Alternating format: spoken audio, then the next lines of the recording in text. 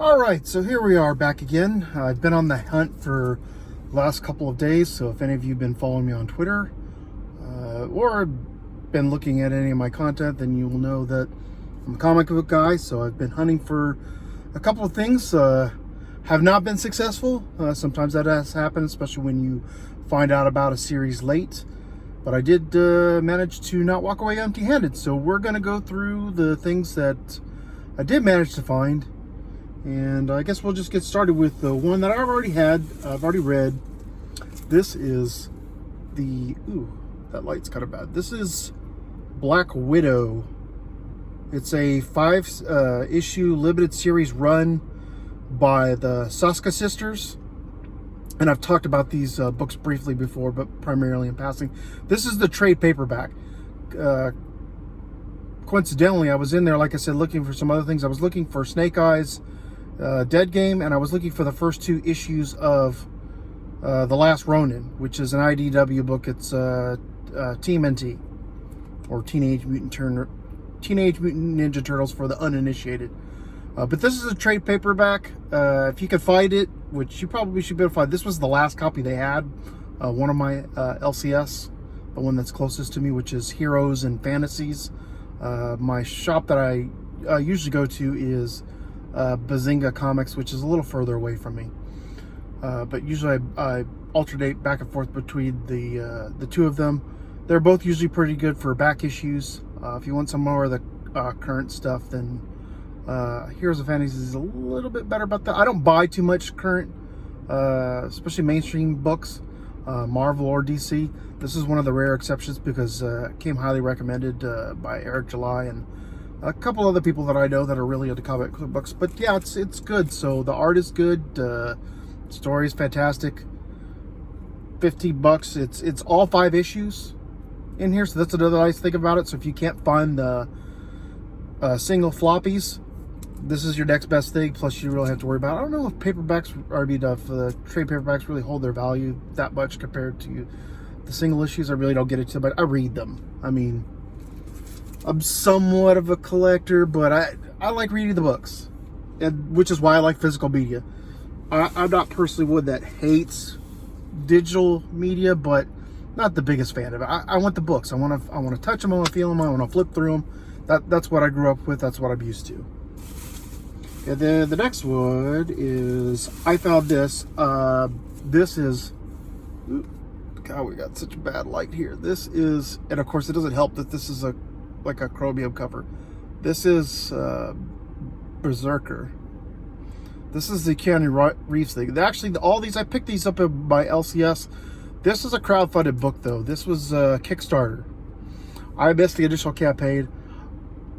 I didn't buy it because I'm like a huge Keanu Reeves fan or thing. I mean, I do like his work, but that's not why I bought the book. I've heard from quite a few people that the book is actually really, good in its own merit. I'm familiar with the original, like the BRZRKR story by Kentaro Miura, but I've not read it. I would not profess to be any sort of expert on it, but I've been wanting to read the book. I've been looking for it, and I just so happened to stumble across the book at Heroes of Fantasy, since they had it, and I like the look of this cover. They had several different covers, but I really like the way this one stood out. I wish there wasn't so much reflected light here so you can see how it really pops, but just look at that cover. I mean, it's just the cover. So actually, if I get a little closer, it's not so bad, but it's already very shiny. But I just like the look of this cover. This cover really stood out to me. They have this in this metallic type cover, but they also do a regular cover that's non-metallic. That thing still really pops. I mean, especially like on the bottom where these what are these? I guess it's supposed to be some sort of paramilitary group or whatever. But the blues and the blacks and the outline, the highlights, it still really pops on the regular cover. If you can find it, grab it. I mean, even if you just like the look of the book. And this is, I wanted to actually read the book, but I also really like this cover. So this is the one that I picked. And they had several different ones.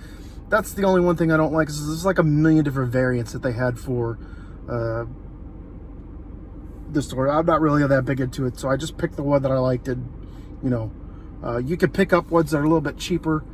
This one cost me about $8. They had this same cover for $6 in the, I guess what you would have considered maybe like a matte finish, or what I would just call a regular comic book finish. It's non-metallic, just standard comic book cover.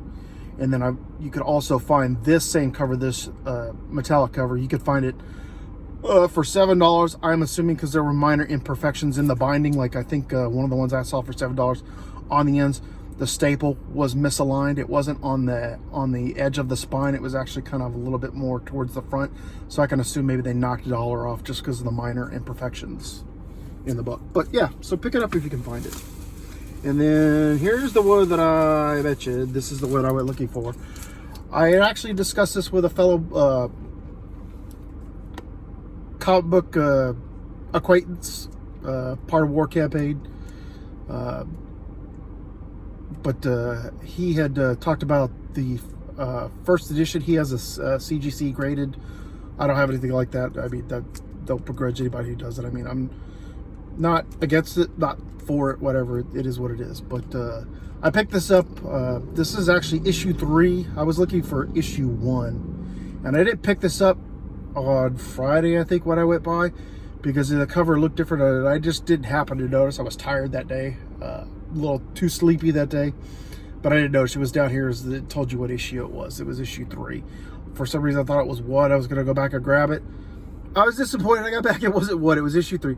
I still picked it up anyway. I mean, it's $8, $9. You can't see. It's kind of tiny down here. Let me see if I can get a little closer. Oh, here you can see. It's $9. So, I've always been a big fan of the franchise. Played some of the video games.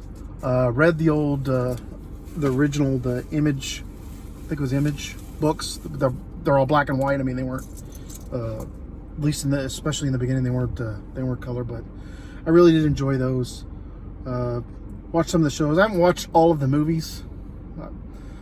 Some were better than others, and I just heard stuff, and I'm just like, well, I'm not gonna bother doing it. If, you know, eventually if it comes out, where maybe if it's on a service that I already subscribe to, if it comes out on TV, and then, you know, life gets away from you, you just don't. Sometimes you don't bother with it, because if it wasn't good enough for me to watch it in the first place, I might go a little low effort on that. But anyways, that's all that's really going on. So if anybody happens to be in the San Antonio area and they know where I can find the Snake Eyes Dead Game series, let me know. I am looking for it. I am probably going to just order it. I think I order it directly from IDW and get them. And if I can, I'm just going to probably go ahead and do that. If I can't pick it up locally, which is fine. I would prefer to you know, help out one of my local comic book shops. But, you know, if you can't find it, you can't find it. That's just how it is. I don't know how much luck I'm going to have last Ronin. Everyone knows where to track down the first 2 issues of the last Ronin for a reasonable price.